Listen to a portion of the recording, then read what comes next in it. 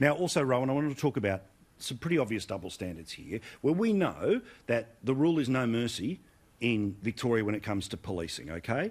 There was a 69-year-old woman who was arrested for allegedly being part of the anti-lockdown protests. Watch how she was arrested. Give me my phone! Give me my phone! No! Give me my phone! Daddy, give me my phone! Leave me alone! No! I keep going! No! And then have a look at this scenario where, as you've heard now, and certainly plenty of other hosts have talked about it, which is there have been at least 5 different families in one of the worst virus-affected parts of Melbourne that have been swapping between houses, completely breaking the rules, but not a single fine has been issued to any of them because the Premier says he doesn't want them to know that by telling the Tracers the truth, it'll lead to you getting a fine. Again, Paul, the sickening way in which Dan Andrews is running the state from the top down, the fish, rots from the head. Daniel Andrews is right at the top of this pyramid of, I would say, corruption, where the police, the bureaucrats, the public servants all join in because they are terrified that if they don't, it's a pyramid scheme, they will lose their jobs, and so you have the most appalling double standards.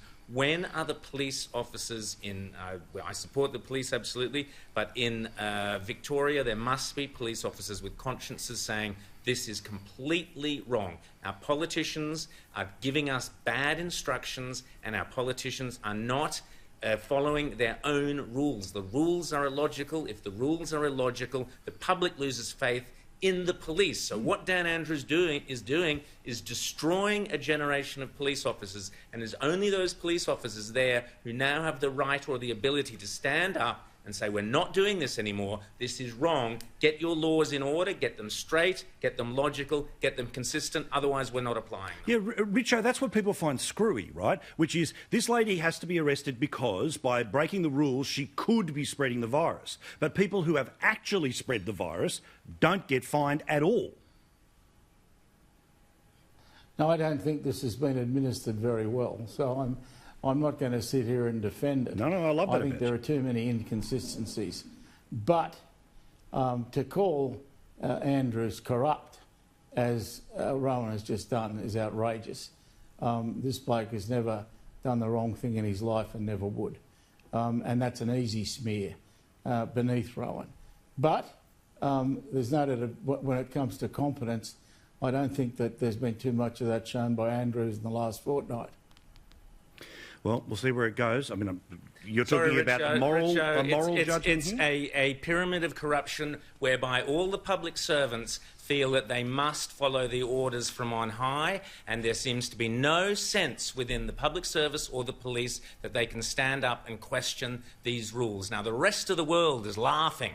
The Washington Post is laughing at Dictator Dan. The rest of the world is looking in horror at what is going on in this country, but in the state of Victoria. And as I said, it's a pyramid of corruption which rots from the top. In other words, it is the judgment of Dan Andrews that is so flawed and so rotten that it is corrupting the entire system, the police, the public service beneath him. It is his judgment. I've said this before, Rich. I'm not talking about some kind of financial corruption. Again, back to Corey's Jedi mind tricks. That is not what I said. I'm talking about the corruption of values, the corruption of a sense of community, the corruption of moral leadership, which Dan Andrews has sacrificed. An entire generation will now never respect or obey, or never respect the police. They may obey them, but they will never respect them again. And this is because of the way Dan Andrews has corrupted the entire process of government in Victoria, and I stand by those words. I'm not talking financial corruption. I'm talking political and bureaucratic malfeasance of a sort we have never seen in this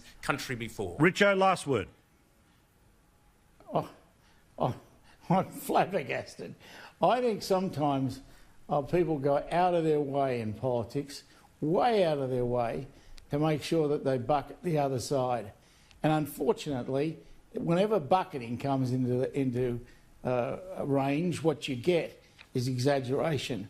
And what we just heard from our friend and colleague and brilliant mind at times, but not this time, Rowan Dean, is an absolute outrage.